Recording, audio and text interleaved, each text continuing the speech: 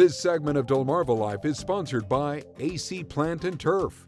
Fungus can grow at an incredible rate, and even though it is hot outside, it is not making a warm welcome. When it sticks around for too long, it can lead to a damaged lawn. But thanks to cutting-edge technology, the grass can be greener on the other side. With us this afternoon to talk more about that is Richie Thurman. He's the president and owner of AC Plant and Turf. Thank you so much for joining us. Thank you for having me. So let me ask you about fungus. How does it initially start to spread?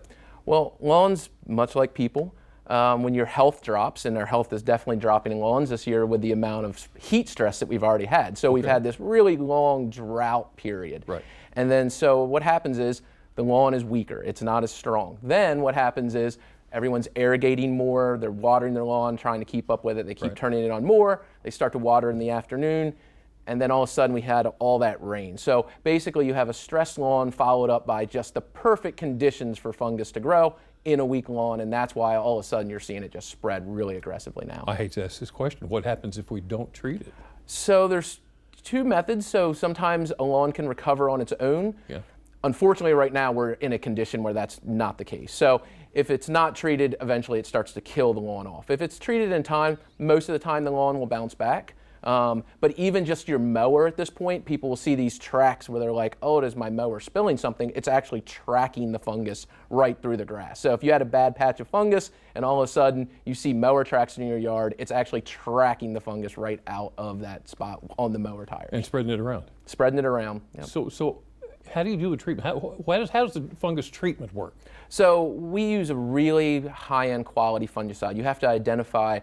Most of the time we're running the brown patch now. Right. You have to pick the right product to treat it with. Okay. And then it's a liquid product that we put down. We treat the entire yard. That cuts down the fungus. And then the big part of that is just like taking an antibiotic, you don't want to keep using the same fungicide because the fungus gets used to it. Right. So then now it's, well, what is the best, most environmental friendly fungicide that we can use and switch over to treat the lawn with. Keep it off balance and take it. Wow. Are there any other plant care issues that homeowners need to watch out for this time of year? Oh, yes. So this time of year, there's a host of things. You know, on our plant care side, we've struggled with Japanese beetles. We've struggled with fungus this year. Now bagworms are really bad, eating up your evergreens, so that's something to pay close attention to. Right. And you can do those too? Yes. Yes, we treat. I always hate seeing those things come out. Yes, and we thought it wasn't going to be bad this year, but they just kind of hatched a little bit later, so they're wreaking havoc right now. How about that? Have you got any programs for homeowners associations? Yeah, so one of the big things that people miss out on, and when they're asked, okay, who's your biggest competitor on the plant care side, we always go, knowledge. And one of the things that we really have a strong department of, and that's our HOA treatment side, both for plant and turf.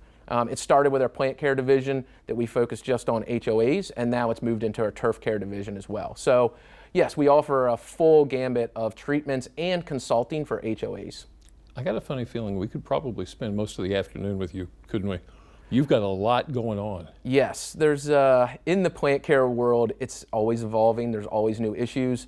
Here on the shore is one of the toughest places for plants in the country. Really? We plant things that belong in the south or belong in the north, or we plant cool season turf that's good to 85 degrees, and well, it's very rarely 85 degrees here in the summer. Yeah. So there's always a lot going on here. We have our salt spray, we have high humidity here, so we have a lot of conditions, sandy soils, just makes it a tough place for plants to grow. Is there a way we can find out more? Yes, so there's a bunch of different things. We're on Facebook, we're on Twitter. We have a good website set up. We also have a bunch of YouTube videos that we put out. Okay. Some of it is for the business, some of it is just knowledge for homeowners. So things that they can see about their irrigation, about things to look for in their lawn, things to look for in their plants. I'll tell you what, you have spread a lot for us already. Richie Thurman, the CEO of, make sure I get this right, president and owner of AC Plant and Turf. Thank you so much. Thank you for having me. talking to us this afternoon.